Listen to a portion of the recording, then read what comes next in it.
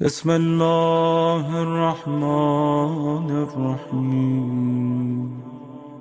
نبی فرماتے ہیں اگر کوئی انسان درخت کے پتوں کے برابر، سمندر کے قطروں کے برابر، ریت کے ذرات کے برابر، آسمان کے ستاروں کے برابر بھی ماں باپ کی خدمت کرے تو بھی ماں کی ایک آہ کا بدلہ نہیں دے سکتا۔ کتنی خدمت کرے؟ درخت کے پتوں کے برابر، آسمان کے ستاروں کے برابر، اسی طرح ریت کے ذرات کے برابر۔ اتنی کر سکتے ہیں آپ؟ اتنی خدمت کر سکتے ہیں؟ نہیں کر سکتے۔ کیوں نہیں کر سکتے؟ اس لیے کہ چاہے جتنی خدمت کر لیجئے، اپنے ماں باپ کی عمل کی جو بلندی ہے وہ موقوف ہے نیتوں پر۔ ہم ماں باپ کی خدمت اس لیے کرتے ہیں کہ یہ مرنے والے ہیں، ماں باپ ہماری خدمت اس لیے کرتے ہیں کہ ہم جینے والے ہیں۔ اب جتنا فرق موت اور حیات میں ہے، اتنا ہی فرق ہم سب کی خدمتوں میں ہے، لہذا بدلہ ممکن نہیں ہے۔ تو مرکز ہے کیا؟ زور سے بولیے۔ مرکز ہے ماں۔ اسی لیے مباہلے کا مرکز بھی ایک ماں ہے۔ ارے میں لفظ کہنا چاہتا ہوں چونکہ مناسبت پہ بھی دو لفظ بول دوں۔ مباہلے کا مرکز بھی، دیکھیے جو نسانہ کا لفظ ہے، تم اپنی عورتیں لاؤ، ہم اپنی عورتیں۔ عورتیں تین ہوتی ہیں، یا بیٹی ہوتی ہے، یا زوجہ ہوتی ہے، یا ماں ہوتی ہے۔ فاطمہ نے جا کے تینوں کیریکٹر فل کر دیے۔ حسنین کی ماں ہے، علی کی زوجہ ہے، نبی کی بیٹی ہے۔ تینوں لفظ ہیں فاطمہ میں، ماں بھی ہے، بیٹی بھی ہے، اور زوجہ بھی ہے۔ اور چلا یہ قافلہ، اور جب چلا تو کیسے چلا؟ اس کی بنیاد بھی آپ ذاکروں سے سنتے رہتے ہیں، مجھے وہ نہیں پڑھنا، لیکن اس سے پہلے علامہ فخر الدین رازی نے لکھا کہ ادھر رات کا سناٹا چھایا اور ادھر رسول نے چادر مانگی، اور چادر بی بی نے اپنی چادر دے دی۔ حسن آ گئے، حسین آ گئے، علی آ گئے، زہرا آ گئیں۔ مباہلہ ہوگا صبح میں۔ ارے میں توجہ چاہتا ہوں، کس طرح دل میں اتروں آپ کے یہ جملہ پیش کرنے کے لیے۔ مباہلہ ہوگا دن میں، اور آیہ تطہیر نازل کر دی رات میں۔ ارے کیا تک ہے چادر مانگنے کا رات میں؟ کہا نہیں، مباہلے کا لشکر اسی چادر میں تیار ہوگا۔ یعنی مباہلے لائق جب بنے گا ہر آدمی، جب چادر فاطمہ آئے تو تعارف ہو۔ اب یہ چادر میں جمع ہو گئے، مجھے وہ بھی نہیں پڑھنا پورا، خالی مجھے تو مرکزیت بتانی ہے۔ ادھر آیہ تطہیر میں مرکز کون؟ Be be Fatima. مباہلے کا مرکز کون؟ وہ بھی بی فاطمہ۔ یعنی طہارتوں کا مرکز بھی فاطمہ، صداقتوں کا مرکز بھی فاطمہ۔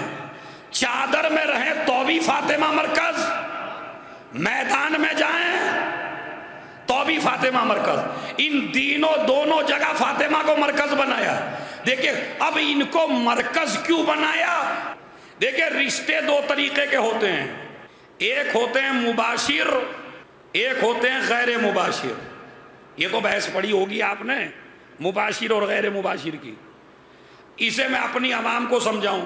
ایک رشتہ ہے ڈائریکٹ اور ایک رشتہ ہے انڈائریکٹ، یعنی ایک رشتہ واسطے کے ساتھ اور ایک رشتہ بغیر واسطے کے۔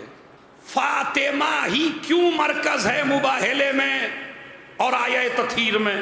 اس کی وجہ ہے۔ پہلے تو بتائیے رشتہ کون سا افضل ہے، ڈائریکٹ والا یا انڈائریکٹ والا؟ رشتہ ڈائریکٹ والا افضل ہے یا انڈائریکٹ؟ مباشر یا غیر مباشر؟ مباشر۔ اب سن لیجئے، باپ کا رشتہ بیٹے سے ڈائریکٹ ہے یا انڈائریکٹ ہے؟ ڈائریکٹ۔ شوہر کا رشتہ بیوی سے انڈائریکٹ یا ڈائریکٹ؟ انڈائریکٹ کیسے ہو گیا بھائی؟ یہ بھی ڈائریکٹ ہے۔ شوہر کا رشتہ بیوی سے ڈائریکٹ، بیٹے کا رشتہ ماں سے ڈائریکٹ۔ اب انڈائریکٹ سن لیجئے، نانا کا رشتہ نواسوں سے انڈائریکٹ، نواسوں کا رشتہ نانا سے انڈائریکٹ، दामाद का रिश्ता ससुर से, अरे इंशाअल्लाह मजलिस जिंदगी भर नहीं भूलेंगे अगर समझ में आ जाएगा। दामाद का रिश्ता इनडायरेक्ट, ससुर का रिश्ता इनडायरेक्ट, नवासों का रिश्ता इनडायरेक्ट, नाना का रिश्ता इनडायरेक्ट। अब अल्लाह ने मुबाहले में और आया तथहीर में फातिमा को मरकज क्यों बनाया? इसलिए कि अल्लाह ने चादर के अंदर देखा तो जिसको भी देखा उसके आधे रिश्ते डायरेक्ट थे, आधे रिश्ते इनडायरेक्ट थे। अल्लाह ने चाहा नबी से तारुफ कराऊं तो नबी का रिश्ता फातिमा से डायरेक्ट था, मगर हसनैन से भी इनडायरेक्ट था, अली से भी इनडायरेक्ट था। अल्लाह ने चाहा तारुफ अली से कराऊं तो अली का रिश्ता नबी से इनडायरेक्ट था, अपने बच्चों से डायरेक्ट था। अल्लाह ने चाहा तारुफ हसनैन से कराऊं तो हसनैन का रिश्ता रसूल से इनडायरेक्ट था। अब देखा एक बीबी को चादर में जिसे जिस रुख से देखा जाए सारे रिश्ते डायरेक्ट हो, नबी से भी अली से भी हसनैन। यह है मुबाशिर और गैर मुबाशिर, यानी रिश्ते बिल्कुल। फातिमा का रिश्ता बाप से भी डायरेक्ट, बेटों से भी, अली से भी। तो ऐसी खातून बताओ जिसके सारे रिश्ते इस्मतों से डायरेक्ट हों, इसलिए तारुफ करा। दूसरी वजह, औरतों में न नबी बनाया, न इमाम बनाया, न रसूल बनाया। कयामत तक औरतें शिकवा करती कि परवरदिगार सारे ओहदे मर्दों को दे दिए, एक भी ओहदा औरत को ना दिया। आया तथहीर में फातिमा को मरकज बना के कयामत तक औरतों की जबान बंद कर दी। औरत अगर साहिबे किरदार बन जाए तो नबूवत भी मोहताज तारुफ है, रिसालत भी मोहताज तारुफ। और उसके बाद मुबाहिला, मुबाहिले का मरकज भी मेरी बीबी। कैसे? देखिए तीन लफ्ज हैं, एक है नबी, एक है रसूल, एक है इमाम और एक है मासूम, इस्मत। आप नबी को नबी मान लेंगे अगर उसके पास इस्मत ना हो। नबी तो है लेकिन मासूम नहीं है, गुनाह करता है, तो आप उसे नबी मान लेंगे? नहीं। इमाम को मान लेंगे इमाम अगर वो मासूम ना हो? नहीं।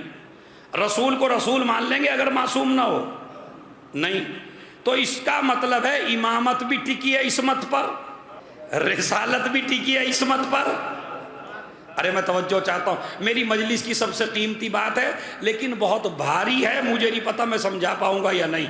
रसूल टिका है इस्मत पर, नबी इस्मत पर, इमाम इस्मत पर।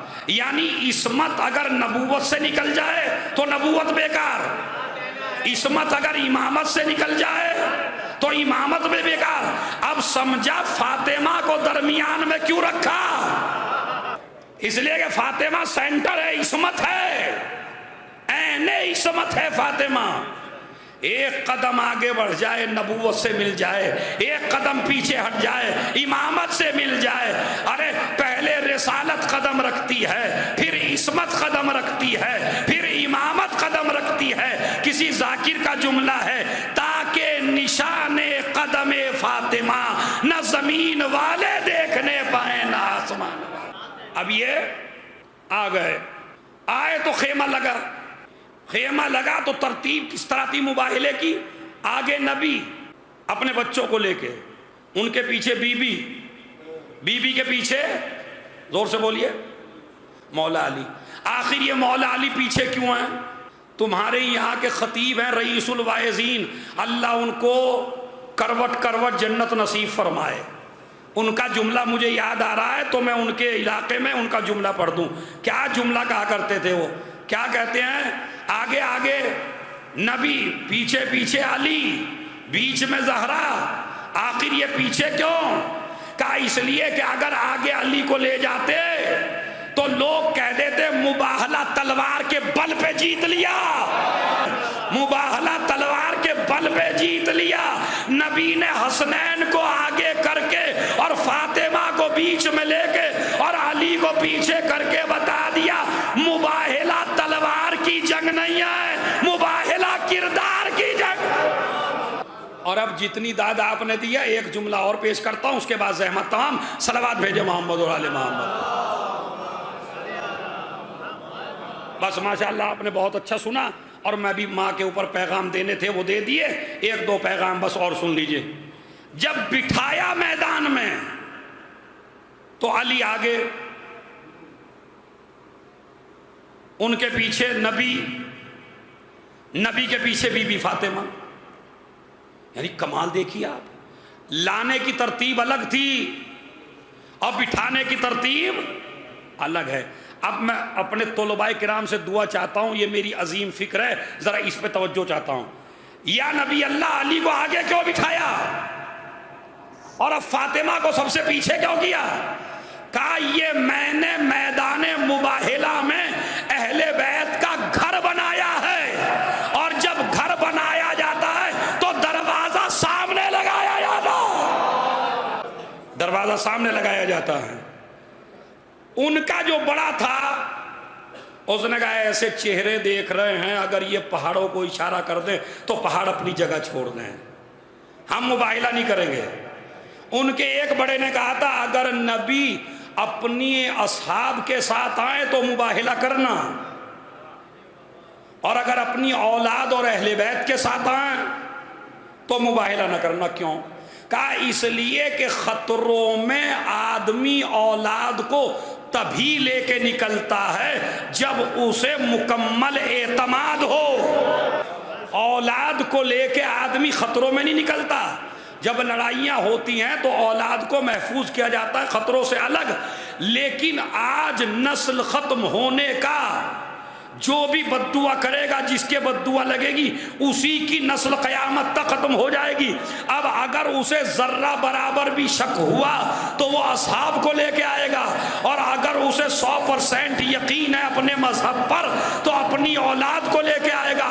تو مباہلے نے قانون طے کر دیا کہ جہاں پر یقین کامل ہو وہاں آدمی بچوں کو لے کے جاتا ہے. میں اس سے زیادہ کیا کھلوں؟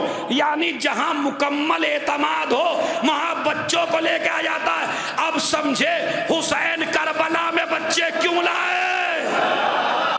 حسین کربلا میں بچے کیوں لائے؟ اس لیے لے کے آئے کہ حسین کو مکمل اعتبار ہے. اور ایک جملہ کل کی مناسبت سے سن لیجئے. حسن و حسین بیمار ہوئے کل کے دن، یہاں بھی مرکزیت انہی کو ہے. بیمار ہوئے، رسول نے کہا روزہ رکھ لو، منت مان لو روزے کی. ہمارے یہاں ہندوستان میں منت کا تصور یا تو بریانی یا جلیبی یا خورما یا رسگلہ. آپ منت کاہے کی مانتے ہیں؟ مثلا اگر ہماری یہ کام ہو جائے گا تو گھوڑے پہ چادر چڑھاویں گے، اگر ہمارا یہ کام ہو گیا تابوت پہ چادر چڑھا دیں گے، اگر ہمارا یہ کام ہو گیا تو ہم دیگیں اتاریں گے. کوئی منت نہ نماز کی مانتا اور نہ کوئی منت روزے کی مانتا. میں یہ نہ کہتا کہ جلیبی کی منت نہ مانیے، جلیبی کی مانیے، رسگلے کی مانیے، بریانی کی مانیے، مگر کبھی وہ منت بھی تو مانیے جو علی اور زہرا نے مانگی ہے. ابھی آئے گی 8 تاریخ کو، کوئی جلیبیوں کی منت، کوئی رسگلوں کی منت، کوئی یہ منت نہیں مانتا اگر میرا بچہ فلاں چیز میں کامیاب ہو گیا تو 8 محرم کو روزہ رکھوں گا. مانیے اگر میرا بچہ کامیاب ہو گیا میں 2 رکعت نماز پڑھوں گا. جب بھی میرے مولا پہ کوئی مشکل کام آتا تھا تو علی منت مانا کرتے تھے نماز کی. جب حسن و حسین بیمار ہوئے تو منت مانی گئی روزے کی. اب یہ ہماری بیویاں، ہماری مائیں، ہماری بہنیں یہ منت تو کبھی مانتی نہیں ہیں، وہ نہ روزے کی مانتی ہیں نہ نماز کی مانتی ہیں. سارا کھیل بریانی پہ چل رہا ہے، سارا کھیل خورموں پہ چل رہا ہے. میں یہ نہیں کہتا آپ 8 تاریخ کو نیاز نہ دلواؤ، بالکل دلواؤ، زیادہ سے، بلکہ میں تو اور اب ذاکروں سے زیادہ کہتا ہوں 8 تاریخ کو نیاز ضرور دلوایا کرو، بلکہ پورے محرم میں دلوایا کرو. نیاز کا کوئی فائدہ ہو نہ ہو مگر اتنا فائدہ ہے کہ ایک بخیل کو کم سے کم سخی بنا دیتی ہے جو زندگی میں کبھی نہیں کھلاتا. وہ کم سے کم محرم کے بہانے تو کھلا ہی دیتا ہے. تو نظر و نیاز میں وہ نہیں ہوں. آپ مانیے ادھر حسن و حسین ٹھیک ہوئے، ادھر منت کا اصول ہے فوراً پوری کرنا، ٹال مٹول نہیں کرنا. پتہ چلا منت پوری ہو گئے، 1 سال ہو گیا، اتارنے کو دل نہیں چاہ رہا. یہ کوئی منت نہیں ہے. اچھا پہلی بات تو ہے منت ایسی مانیے جسے پوری کر سکیں، اور اپنی منت خود بنیے، کسی سے نہ منوائیے. آج کل یہ بھی دستور چل رہا ہے کہ میں نے منت مان لی مہدی کے صاحب کے لیے کہ اگر ان کا یہ کام ہو گیا تو یہ اتنا کریں گے. اب ان میں اتنی ہمت تھی نہیں. تو یہ اصول نہیں ہے. چھوٹی سے چھوٹی مثلا اگر میرے بچے امتحان میں کامیاب ہو گئے تو میں 100 دفعہ صلوات کی منت مانتا ہوں. یہ بھی ایک منت ہے. میں سورہ یاسین پڑھ کے بخشوں گا اپنے مرحومین کو. یہ بھی ایک منت ہے. میں 2 رکعت نماز پڑھوں گا. یہ بھی منت ہے. میں روزہ رکھوں گا. یہ بھی منت ہے. میں پورا دن وضو سے رہوں گا. تو منت کئی ہیں، منت محدود نہیں ہے. ادھر منت پوری ہوئی، ادھر علی نے روزہ رکھا، حسن نے روزہ رکھا اور حسین نے روزہ رکھا اور حسن نے روزہ رکھا، بچوں نے بھی روزہ رکھا. ادھر روزہ کھولنے کا وقت آیا، کبھی یتیم آیا، کبھی اسیر آیا، کبھی مسکین آیا. ایک نے اٹھا کے نہیں دیا، علی نے بھی دیا، حسن نے بھی دیا، حسین نے بھی دیا، زہرا نے بھی دیا. جب گھر والوں کا کردار اتنا اعلیٰ دیکھا تو جو خادمہ تھی اس نے بھی دے دیا، فضہ نے بھی دے دیا. 3 دن تک آل محمد نے کچھ نہیں کھایا. روٹیاں شہزادی نے 3 دن بنائی. بس آخری جملہ ہے، 3 دن بنائی. پانی سے روزہ افطار کیا، پھر روزہ رکھ لیا. تو جب گھر میں آٹا موجود تھا، بھائی مجھے سوچ کے بتائیے، جب گھر میں آٹا موجود ہے اور مغرب کے وقت آپ سے کوئی سائل لے گیا تو بیوی 9 بجے آٹا پکا کے اور روٹیاں تیار کر دیں؟ یہ 3 دن بھوکے کیوں رہے؟ اصل میں آٹا امیر المومنین ادھار لے کے آئے تھے اور کہا تھا کہ میں 3 دن تک کام کروں گا. علی نے خالی 1 دن کا کام کیا تھا، 2 دن کا باقی تھا. زہرا نے کہا دوسرے دن کی روٹی جب بنے گی جب علی دوسرے دن کا کام کر لیں گے. ارے میں توجہ چاہتا ہوں خدا کی. یہ ہے میسیج اس میں کہ زہرا نے اپنے بچوں کو وہ غذا کھلائی ہی نہیں ہے جس میں ذرہ برابر بھی شک ہو. لیکن لوگ کہے ارے بھائی اگر علی مر جاتے تو کام کون کرتا؟ معاذ اللہ. مثلا اگر کسی کو پتہ نہیں نا کب مر جائے، مگر یہ ہمیں پیغام دینا تھا کہ ہم نے اتنا کھایا جتنا کام کیا.